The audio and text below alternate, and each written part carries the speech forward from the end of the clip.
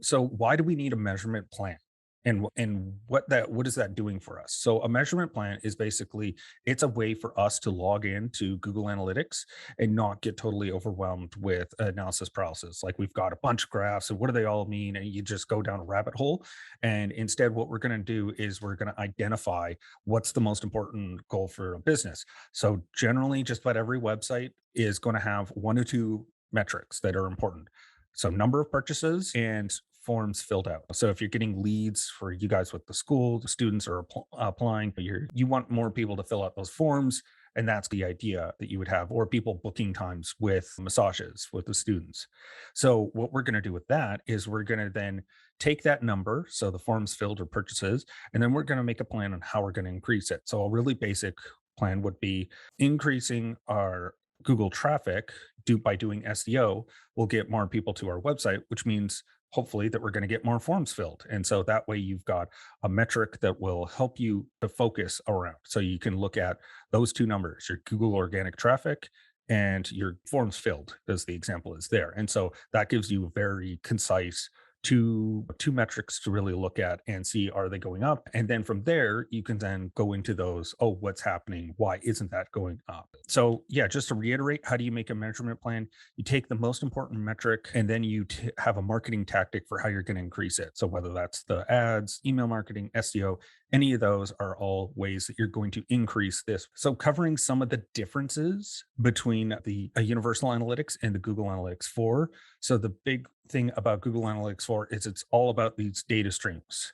And what they are is, just a stream of data. And what's the data that it's made up of are events. So basically, what Google has done is they rebuilt it so it's all around events, whether they're page views, whether they're people scrolling all the way down, whether it's a first time session, like it's the first time someone's coming to your website, that's also getting tracked as an event. And those events are going to have these flexible parameters.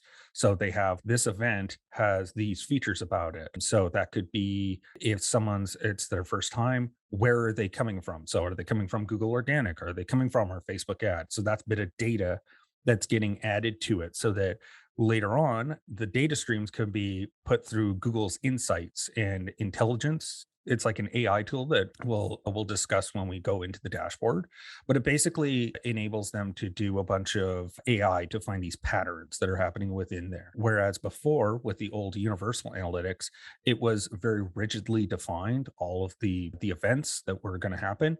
And so this way it's much more flexible, and they even enable you to do custom parameters as well. So I think the example I had was, say you have three newsletter signups, one at the top, one at the middle, and one at the bottom, and you wanted to track which one was actually converting. It's going to be all the same form, but you can add a little note that it's, oh, this one is the middle one. And so they fill out the form. Then that's going to be tracked that maybe it's like position, middle. And so you can begin to see what those, which forms are getting filled out more.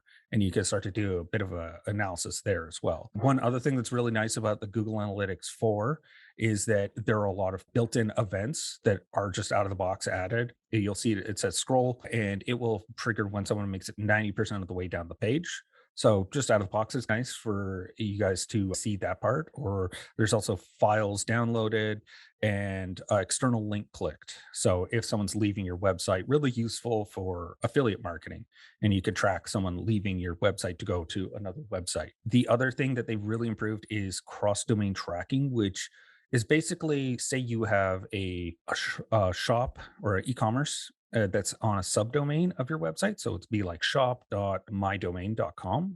And you're sending people from your regular mydomain.com and they're going over.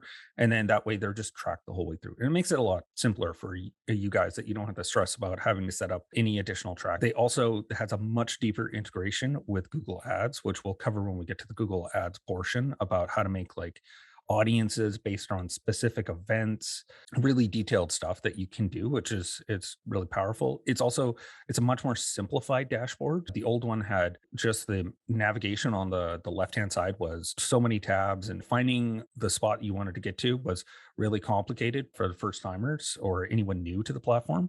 Whereas this one is much more, it's pared down and it's a lot more simplified. And it's also built for the cookieless future. I'm sure we've all heard the story about the Facebook and their ads having issues with Apple.